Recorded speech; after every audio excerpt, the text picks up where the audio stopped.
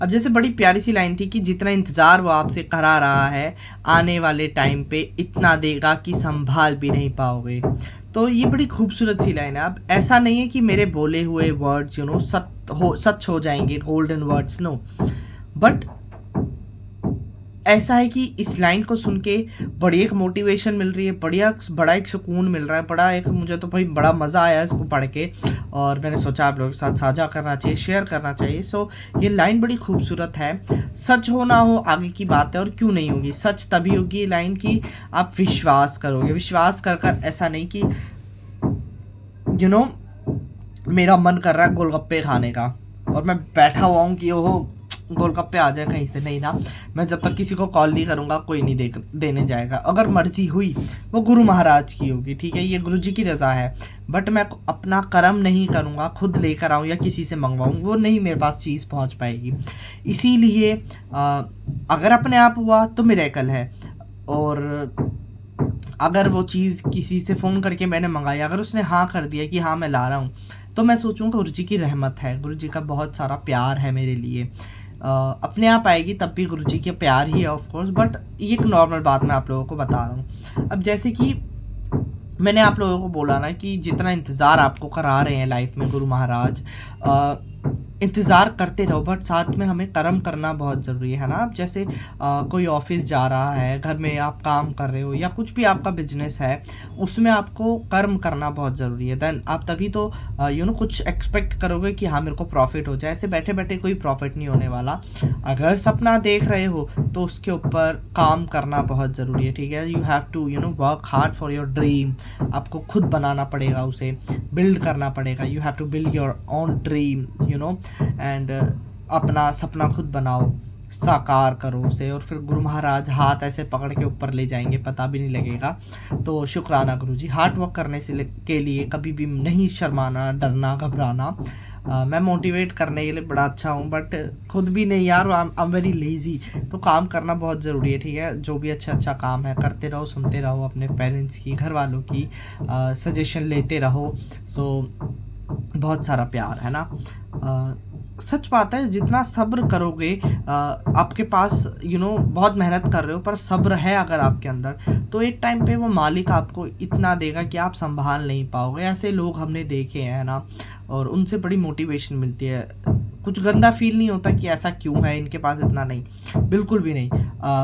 दिल में एक साइड पर भी नहीं होता। कभी कभार लगता है कि यार हमारी किस्मत ऐसी क्यों है, बट किस्मत को रोना बहुत बेकार है, सबसे गंदी बात है। किस्मत के लिए मत रो यार, कुछ नहीं होने वाला। इसीलिए अपने मेहनत हमें करनी चाहिए, बहुत सारा हार्ड वर्क करना चाहिए। गुरु महाराज जब देंगे तो वो कहते हैं ना, ऊपर वाला देता है जब भी छप्पर फाड़ फाड़ के देता है। तो मतलब बहुत सारी ह्यूज क्वांटिटी में आएगा, बट एक शर्त इसमें भी ये है कि आपको वो अच्छी जगह पर भी लगाना है ना। गुरु के लिए निकालना है पैसे ज़रूर, गुरु के लिए भी निकालो अपनी दसवन, थोड़ी बहुत ज़्यादा, ये आपके जितना आ रहा है उसके ऊपर डिपेंड करता है, आपकी नीयत के ऊपर डिपेंड करता है। अच्छी नीयत, साफ नीयत होगी तो दोबारा भी आपके पास आएगा। अब जैसे ना, बड़ा प्यारा सा एक गुरु जी का वचन है। गुरु जी हमेशा कहा करते थे इस बात को, और अभी भी हम सभी के माइंड में यही बात है कि कदे भी कोई मंगने जदों आंदा है ना, तो उसनों धुतकारो ना, कदे भी। हाथ जोड़ लो, इस चीज़ को हमेशा एक गांठ बांध लो दिमाग के अंदर।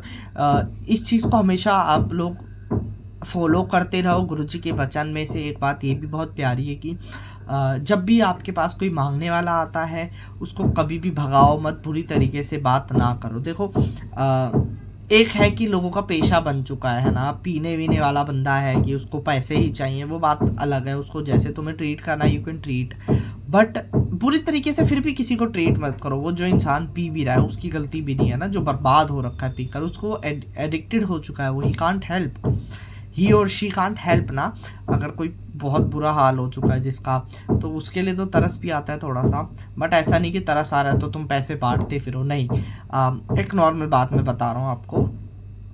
जब भी कोई आए तो किसी को भी बुरी तरीके से धुतकारो ना। धुतकारना मीन्स डांटो मत, लड़ाई मत करो, गाली मत दो, धक्के फेंको मत किसी को भी, क्योंकि एक बड़ा प्यारा सा लाइन है कि पता नहीं किस रूप में आकर नारायण मिल जाएगा।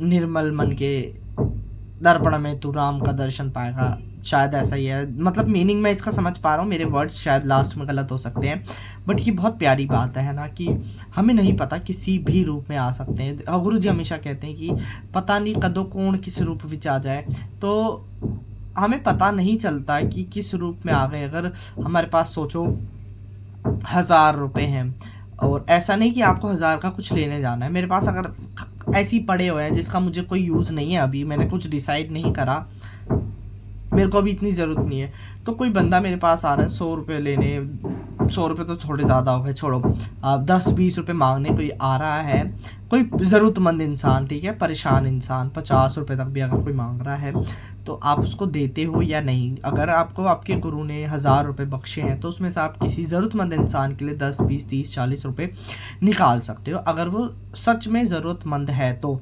ये आपको कैसे पता लगेगा? ये आपको मन बताएगा, और मन में गुरु महाराज बताएंगे आपको, है ना। ऐसे धोखे भी नहीं होने देंगे ना गुरु जी की। टेस्ट करते करते गुरु जी टेस्टिंग ले रहे थे और उसमें हमारा भाई बड़ा नुकसान हो गया, ऐसा नहीं है। अगर गुरु जी आएंगे तो वो ज़रूरतमंद बनकर ही आएंगे, और किसी ज़रूरतमंद इंसान के पास ही वो पैसा जाएगा, थोड़ा ज़्यादा। ये मैं चलो मैंने मजाक में बोल दिया कि 100 रुपये ज़्यादा हो गए, 50 कम, ये आपकी अपनी मर्ज़ी है, आपका अपना यू विल डिसाइड ना कि क्या दूँ मैं, कितना दूँ, क्यों नहीं दूँ। ये सब उस सिचुएशन के ऊपर डिपेंड करता है कि कैसा परेशान इंसान है वो, ये उसके ऊपर डिपेंड कर सकता है। तो बात ये है कि नीयत देखते हैं गुरु या भगवान आपकी कि मैंने इसको इतना सब कुछ दिया है, तो ये क्या ज़रूरतमंद के लिए पैसा निकालेगा? क्या ये आसपास इसके लोग नहीं है ज़्यादा, तो क्या ये दिखावा तो नहीं करता? एक बार लेकर देखता हूँ, अगर यहाँ इसने दे दिया तो ये अच्छा इंसान है।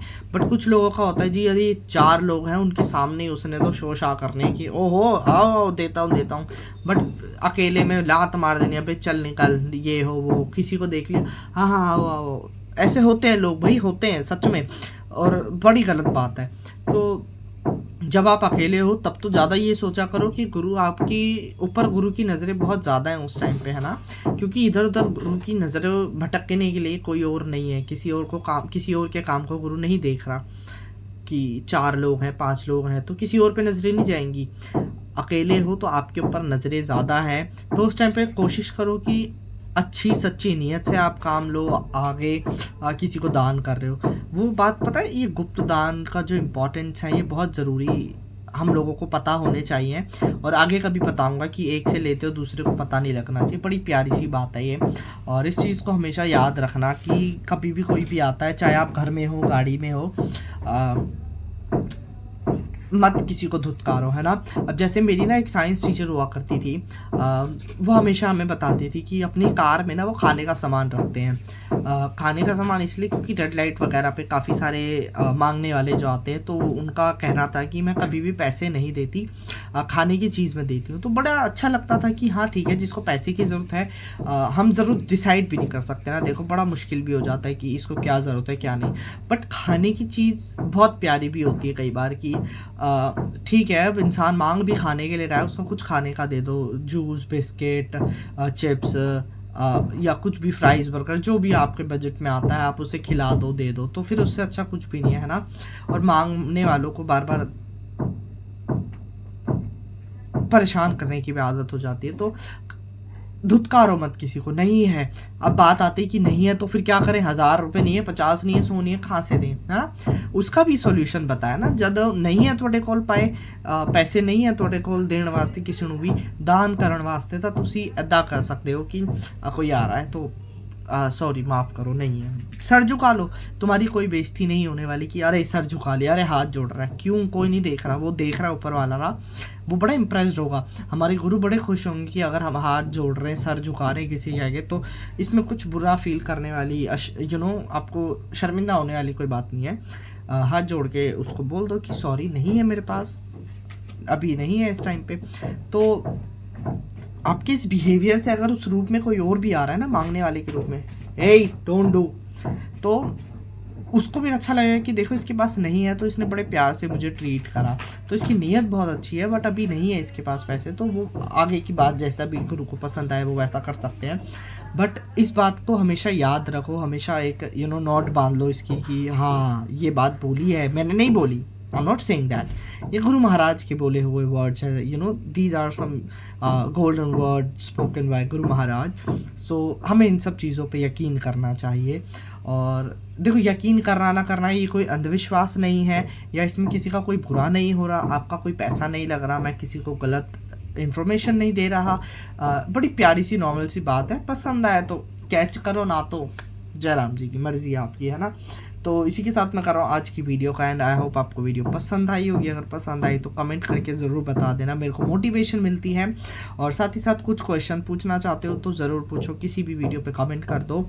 और मिलते हैं नेक्स्ट वीडियो में, तब तक के लिए जय गुरु जी, शुक्राना गुरु जी, बहुत सारा प्यार। Wish you all a very happy new year. अब तो हैप्पी न्यू ईयर चलता रहेगा काफ़ी दिनों तक, हाफ जनवरी तक बोलूँगा मैं हैप्पी न्यू ईयर, क्योंकि आ ही गया है। वी जस्ट विश ना कि हम सबका न्यू ईयर अच्छा हो और बहुत खूबसूरत हो, और गुरु महाराज की ब्लेसिंग्स डबल ट्रिपल हमें मिलती रहे, सभी को, हमें नहीं सभी को। तो शुक्राना गुरु जी। और जाते जाते गुरु जी का मंत्र जाप करते हैं, ओम नमः शिवाय, शिव जी सदा सहाय। ओम नमः शिवाय, गुरु जी सदा सहाय। ओम नमः शिवाय, शिव जी सदा सहाय। ओम नमः शिवाय, गुरु जी सदा सहाय। जय गुरु जी, बाय बाय। बहुत सारा प्यार, बहुत सारी ब्लेसिंग।